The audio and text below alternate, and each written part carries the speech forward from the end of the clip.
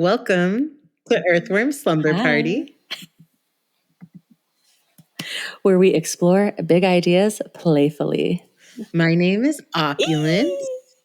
I am a professional earthworm, a troublemaker, a big mouth, a speaker, and a conflict navigator. Oh, I am Nisha Modi. I am a Care Bear aficionado, a cat mama, and a writer. I'm so glad that we have. And, oh, sorry, go ahead. Did I cut you off? No, you didn't. I just said something, so we'll just edit this part out. Okay, well, I'm so glad we have a Care Bear aficionado on the team. Nisha, my Care Bear loving friend, what are you composting? What am I composting? I think I'm composting my plant mama status. I Mm. have often felt like I wasn't a good plant mom, like I would kill plants. But lately, I have been allowing them and facilitating their growth. So I am starting to believe in myself more honestly as a plant mom. And that's feeling really, really good to not kind of hold this permanent label over myself and allow myself possibility for what I can do and I don't know, reciprocity also. I love that. And I love that plants love compost. So it all just feels very aligned. Oh, so aligned. Yes, definitely. And what are you composting? Ooh, good question. I am working on composting time, deadlines, feeling like I'm not doing enough or that like I'm constantly behind. I just want to release this linear, strict notion of time and my expectations for what I need to do during time. And I'm hoping to step into honestly like a more accurate understanding of time. I just read this article that was talking about how time is actually not like sometimes time does stretch or slow down or expand. And I'm just looking to step into a world where I don't feel like I'm behind and where I can just be present with myself and react to what's happening and make decisions not rooted in my expectations, but like based on the present moment. I love that. And I love that connection to earthworms because earthworms are not like straight. They have different shapes. They're not linear. Their beginning and end are pretty relative. They can expand, all these different things. And I think that, goes to the fact that you're obviously a professional earthworm and time is not cannot be linear for them. I cannot imagine that it Yeah, and they is. don't have watches. Good for them. I'm jealous. I'm jealous. They don't have watches. Seriously, so jealous. Anyways, I feel that you have a story for me today, Nisha. I do. I have a great story. I have a story I want to share about how I got my nose pierced. Truly a It's going to be rite of good. passage. So, yes, it really was a rite of passage. And going back to our South Asian connection, I got my nose pierced in 2008. So that was 15 years ago now. And I wanted to get it pierced because I was about to get married. And I, at my wedding, wanted to have my nose pierced, I did have like a, big fat Indian wedding and married an Indian man and did all the stuff, I was supposed to do, blah, blah, blah. And I wanted the nose pierced to match that whole, ethos. So I lived in Chicago at the time, which is where I grew up. And I decided, okay, I'm going to go get my nose pierced at the local, tattoo piercing shop that was not too far from where I lived at the time. So I go over there and I see this Jeep Wrangler that's right outside and the license plate is literally Piercer. So it was the car of the person who does the piercings at the tattoo shop. I go in, it is like pristine. It is white tile, white walls, like it's just like very white. And then there were a bunch of chairs for the tattoo artists. And then there was this little like kind of almost like tall cubicle, which is where the piercer was. So I went in and he pierced my nose, and it was one of those like elbow kind of piercings. It was like a silver piercing, I believe. So I got it pierced and then I left, and I don't know how long it took, but it got infected. It started like bubbling up, and yeah, I'm not sure if you've ever had an infection like that, Opulence. I unfortunately have. Oh, yeah, because with your reaction, I'm like, something seems familiar here, maybe, unfortunately. Yeah, it was the worst. It was the worst. And yeah, it was just like really puffy, and it just was not feeling right. I went back to him, and he like, told me to put hydrogen peroxide on it. And it just, something didn't feel right. So I talked to my mom about it, and she said, we're going to go, because we were going to go to India for wedding shopping. So she's like, we're going to go to India. We'll do it there. Those people know our noses better. Such an Indian mom reaction. Like, we have a type of nose that these people cannot understand. Yeah. I believe her. It was so classic. In a way, I was like, oh my God, rolling my eyes, but I'm like, maybe she's right. I have no idea. They know our noses. So I was like, all right, I'll roll with this. And yeah, we're going to India, so let's just do it, So we went to India for wedding shopping, and my mom tells my Masi, who's my mom's sister, that, Nisha wants to get her nose pierced. Like, where should we go? Do you know? And my Masi's like, yeah, I know. So one day, like one morning, we got up, and, that was I think the first thing on the to-do list for that day. And she takes us down like this main road, and where I'm talking about is outside of Mumbai in a suburb called Matunga. And it's where my mom grew up. My Masi actually still lives in the building of where the flat that my mom grew up in. So we're just going right outside, very familiar territory for me in terms of whenever I visited India, going down this main road, and there's a bunch of jewelry shops there. So I assumed she was going to take me to like a jewelry shop. But all of a sudden we kind of hang a left, which is kind of getting more into the residential area. So I was like, oh, are we going to like some auntie's house or uncle's house or something? And then we hang a right, and then it's like we're kind of going down this alley. And I'm just like, And I kind of look at my mom, and she just is kind of going along with it. And my Masi's just like guiding us. She's like this navigator. And I'm like, okay, I trust her, she should know. So we keep going. And then we hang a final left. And I swear to God, I see a room that's full of, it looks like it's just full of rust, like everywhere. It's just like this brown, bronze powder in the air. It just was really not where I thought I'd get my nose pierced, first of all. And there were a bunch of men inside with like white, like gungy, like tops and like undershirt and like wrapped around their waist, things that was like all like soiled with whatever rust was in the air. And I'm like, what is going on? Like, where is the clean place where I'm going to go get my nose pierced? And so I'm kind of terrified, but also trusting in a way, because I'm like, my Masi knows, like, I don't think she would steer us wrong.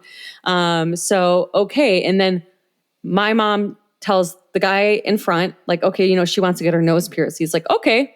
And then I thought he was going to, once again, redirect us somewhere else, but he gives my mom a pen, and he tells my mom to mark where it will go. And I swear, my mom is always pretty confident in like the stuff she knows, or she knows who to ask. But the look in her face was like wide-eyed, like shocked, like that she's having to make this decision. I'm thinking, yeah, you said they would know our noses. Do you might know my nose? Like, where's this supposed to go?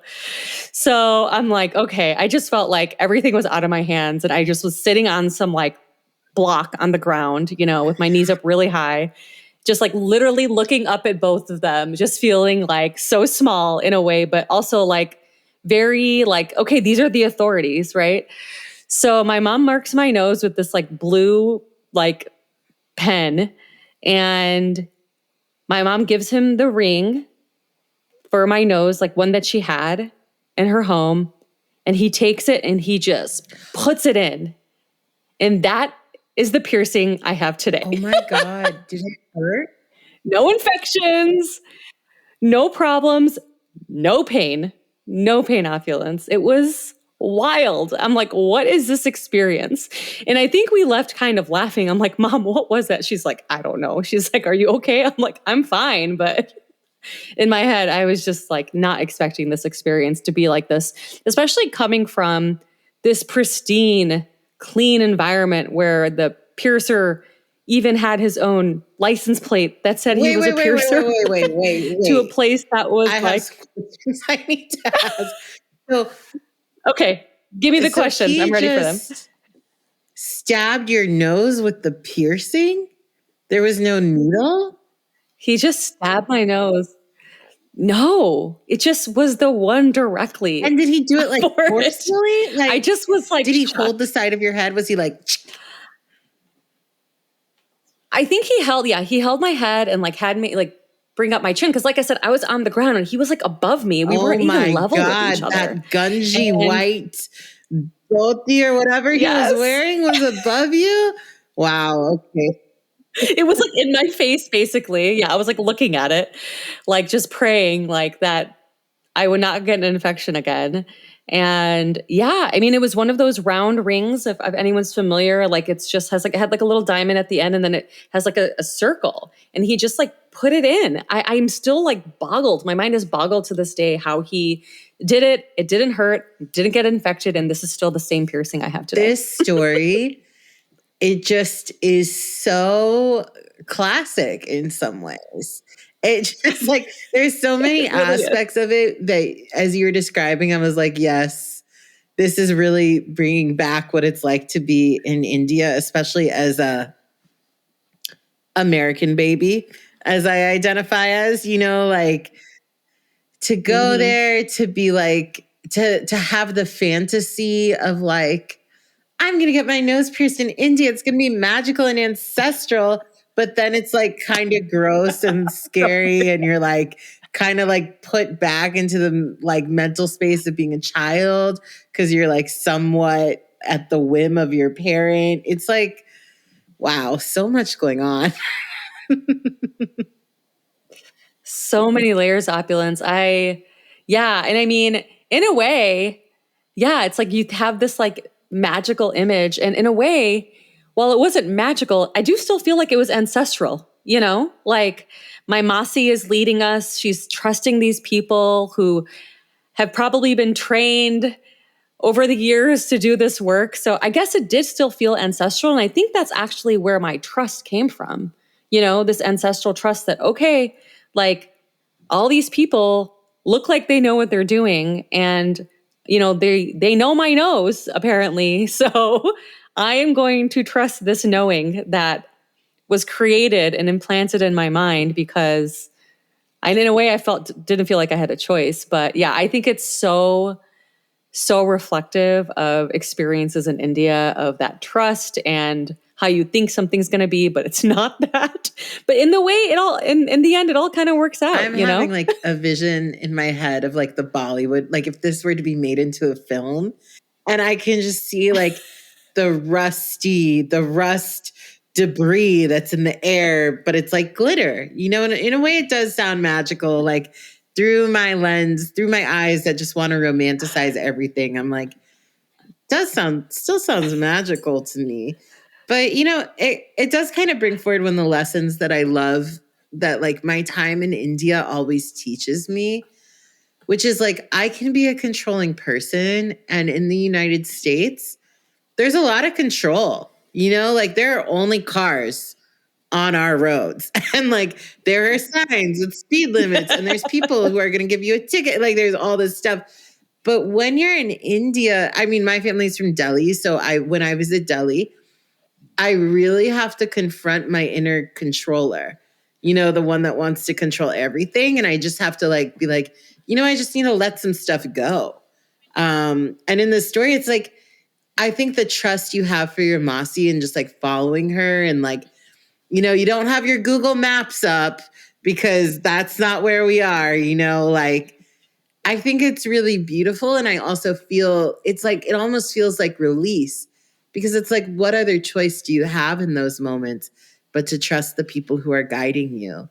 And how special, how counterintuitive, how wild, and how completely magical that one, it didn't hurt. That amazes me, because I've actually had my nostrils pierced a couple of times. I had both my nostrils pierced, and I had the cutest little heart studs. Um, and I had to take it out because I was visiting a prison and I was never able to get the piercing back in. So they closed up. And then similarly, I was getting ready to go to an Indian wedding. So I got my nose pierced again. And both times it hurt a lot for me. And like, piercings can just be so finicky. So the fact that like it didn't hurt and it just healed perfectly, I'm like, wow. It's just proof that like another way of doing things is possible. Yeah, definitely. I am still shocked that it didn't hurt. I also wonder sometimes if I was so like dissociated because I had no control that I just like, I mean, it makes me think of not just trust, but surrender. Like you said, like I didn't have any choice. So I just like went with it, you know, and I released that control. I surrendered that control that you're talking about. It's so true here. Like you said, there are only cars in the streets. There are not animals and like all this other stuff. And people look at the signs and are not constantly beeping at each other. And there's always something as annoying as like I could speak for Mumbai traffic is, and I'm sure I know it's pretty similar in Delhi. Like I still feel like anyone who weaves in and out of lanes or whatever, like nothing ever happens to anyone. Like I never see any accidents somehow. And there is that surrender of that control that I completely agree. And I loved what you talked about at the end with like there being a right way. And it also reminds me of like professionalism, right? Like the piercer had his own license plate. He had his own little cubicle. He like probably for the most part does a pretty good job. You know, I looked at the Yelp ratings. They were pretty good. You know, I did some due diligence, but this place probably doesn't even have a, you know, a Yelp or a Google location. These guys probably are welding metal and put in nose rings in people's noses and who knows where else. And what is professional versus how is professional usually equal to correct or the right way, like you're saying? Like there's more than one way.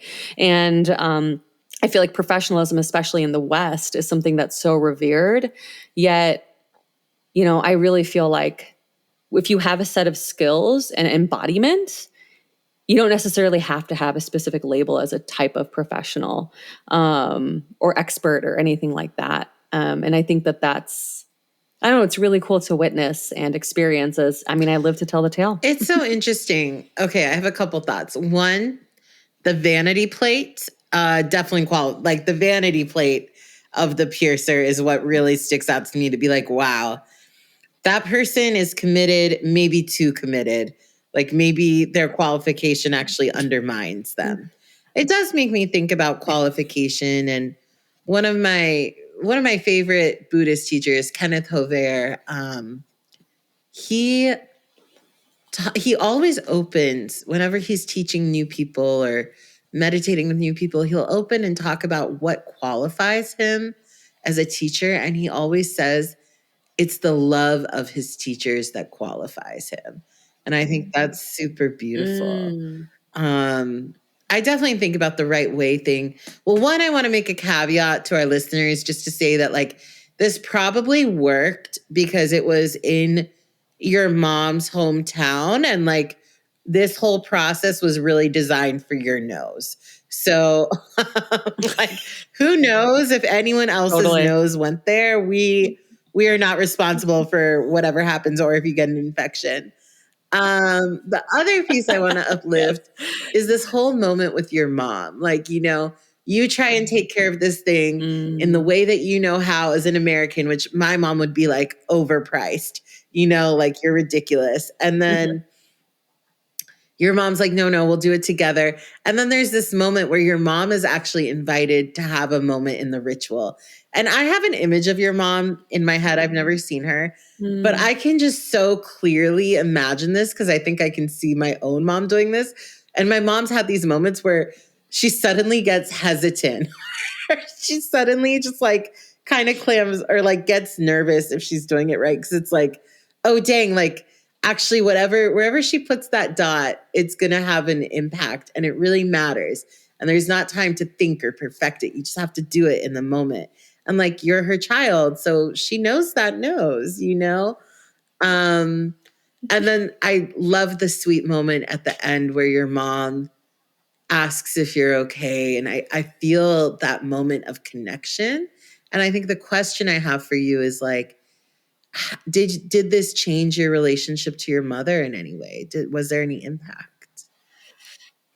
I don't know if it changed anything at the time. I think reflecting back on it, especially given that time was wedding shopping and it was high stress, like that one moment though slowed things down a little bit. And it also, in a time where I'm looking to her as an authority to help me buy all my Indian clothes, pay for my clothes, like do all this stuff, it was actually nice to see like her just as a person who doesn't know something, like, oh, it made me feel in a weird way like I belong more, especially because my mom is, often been very critical of me. She knows what the right thing is and I don't. And in that moment, we both were like, what?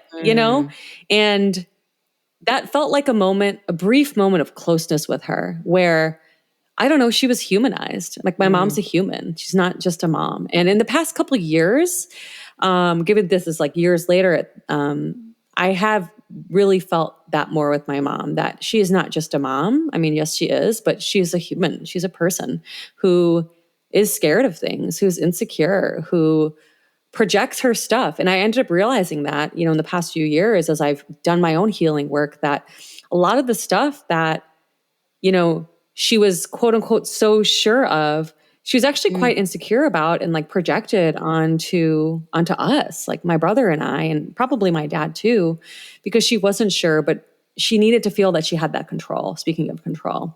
So it kind of comes full circle in a weird way, in that one moment. Wow, that's very powerful. There's so much I resonate with here, like the resonance I feel to like, the more conflict navigation work I do with people, the more I have come to understand that when people are causing harm, acting out, exerting power, have a rigidness or a firmness, very often that does trace back to some deep rooted fear, anxiety. Very often I feel this like energy signature of when people are holding things in or are holding things together. And it's almost like they're wrapped around like a pearl of fear at the core. And I find in mediation, when people can open that up, when people can like show that pearl to the world and be like, I'm really scared, it can just diffuse and transform things that feel impossible. Because I think even in conflict, when you've harmed someone, if you're able to say like, I feel really scared, obviously there still needs to be accountability, but sometimes it can sort of just open up and shift the dynamic immediately. So I think it's like very beautiful to hear you hold your parent with such care. I think as you share, it does make me think about what it's like to be in India with my mother and all the things that come up for us when we're in that place together. For me, when my mom is in India, she transforms. She definitely takes on a special authority. She goes from being like an outsider in America to being someone with 6 sisters. And she's very glamorous and in high demand. And she has all this family and she's like, she has like a different social identity. And what I also feel from her is at times a lot of anxiety about what it means to have me as her child, or what it means if I'm able to perform or not perform certain Indian tasks, and how that can light up her shame or her disappointment or her anxiety around her sisters seeing her as a good Indian woman. It's like all these things and all these emotions where like, in America, my mom has completely accepted me as her transgender, queer Indian child, which is revolutionary. It's actually amazing because my mom buys me discount Pride merch from Aldi's, which is like peak Indian mom. She buys me like Oh, rainbow I tote love that. bags. And the other day she bought me, it was like on clearance, but she was like, I had to get you this. And it was a phone case with a wallet and it had like a rainbow on it. And she had to get it for me Oh, because the proceeds benefited the Trevor project, and she wanted to support that charity. oh yeah. And I just thought it was like so many levels of sweetness that I never thought we would get to. It's transformative. When I went to India with my mom this past December, it was kind of interesting for me because it was like, oh, all these things we really painfully worked through, her acceptance of me, the love I feel from her, all those things kind of shifted when we were in India together because she kind of had to rewalk that journey from a new identity and from a new place. But that kind of comes up for me, just like what it's like to be in India and to see your mom as a different person. And then the humanization speaks to me, and just hearing you reflect back on it really speaks to me because I every day feel like I'm watching my mother age, and it really blows my mind. Mm, So thank you for sharing yeah. this story, Nisha. It's just like brought up so much for me that I'm excited to keep exploring.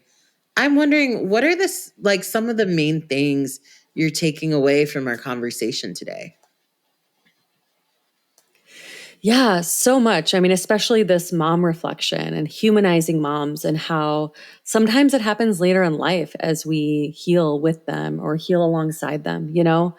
And I think that that's so important to be able to see that humanity in them and see that what we have felt in our lives as being so cruel is often like a deep insecurity, as you mentioned.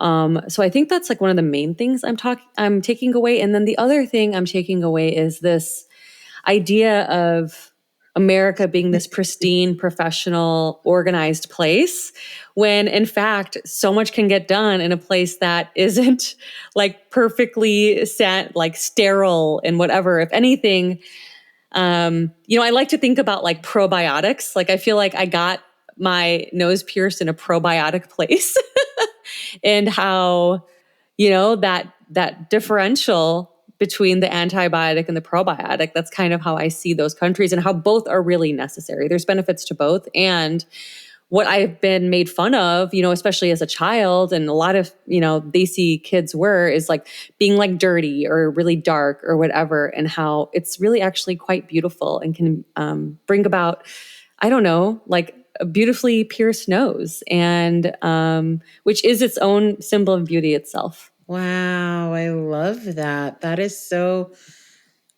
rich. The antibiotic with the probiotic. I'm really going to be sitting with that. Yeah, I just like came up with that, but I kind of liked it. Like it's so, I feel like people are so afraid of germs and like all this stuff and in the West, and there's so much benefit to that. I think about actual culture, like bacteria cultures, like they're actually called cultures, and how much richness and how necessary bacteria is. So, yeah, what are you taking away? I think I'm really taking away some of these things you're naming, like about the bacteria cultures. And then when you were talking about the sterility, um, someone Mm, was comparing the town I'm currently living in to Legoland. And just like one of the things I think about sometimes is the monocrop, where like some of the farming practices in the US are mm. to like grow acres and acres of a single crop, and to just eliminate anything other than that crop is seen as a weed. And this like results in massive declines of insects, and just like it results in a decline of diversity overall, right? And the food is less nutritious, and Yeah. like there's all these impacts of the monocrop. And just connecting that to like, kind of, I guess what I was sharing about my mom, about like how my mom in US is seen as this outsider, but in her home country, she's able to take on all these social roles. I also just want to name, because my mom will likely listen to this, like, hi, Mom. That, like, I see her holding many, many social roles also in America, but definitely thinking a lot about like the way we romanticize things versus the reality, but then how the reality, while it might be uncomfortable and less pretty and it might smell bad, but it can still be romantic. And then just like, thinking about just really unpacking these amazing relationships you're drawing between like the judgment and around the chaos of India, but then also like the organic fertility and like the surrender. But like when you talk about people driving in India, what I also feel is presence and just all the tensions in there between like letting go, but letting go into presence, the antibiotic versus the probiotic. I'm just going to be stewing with these thoughts, and I'm so grateful for them. Thank you for sharing your story today, Nisha. And thank you to everyone who's gone on the journey with us to get your nose pierced. Yeah, I hope they knew your nose too, because I wouldn't want to wish another infection upon you at all. But yeah, thank you everyone for listening. Thank you for those reflections, Opulence. There's so much I feel like ecologically, interdependence to ponder about for this. So yeah, I guess that's all we got today. Thank you everyone for listening, and we'll have another fantastical story for you next time. Bye. We really want to know what you think about Earthworm Slumber Party, so send us an email at earthwormslumberparty@gmail.com. You can also watch full episodes of this podcast on YouTube, so find us there. We also have ways to work with us. Nisha is throwing free parties in Nisha Land. If you want to get down with Nisha, join her Notes from Nisha Land newsletter community to get the info. And Opulence has a free gift for you, a beautiful and magical care plan creation guide that you can find on their Substack. And if you want to find us on Instagram, I'm at Healing Hype Girl, and Opulence is at Opulence Abundance. We have a serious ask for you all, okay? Listen up. If you love Earthworm Slumber Party, if this podcast has changed your life and you want to see the show continue and to continue to hear our stories, then we need your support. You can go to ko-fi.com/Earthworm Slumber Party. Again, that's ko-fi.com/Earthworm Slumber Party. You can go there, learn a little about the show, and make a one-time or recurring donation. This donation will actually unlock a special episode. Your support makes this show possible, and all of this info is in our show notes. Earthworm Slumber Party is hosted by Opulence Abundance and Nisha Modi, edited and scored by Adrian Garba, and produced by Dalia Guérin.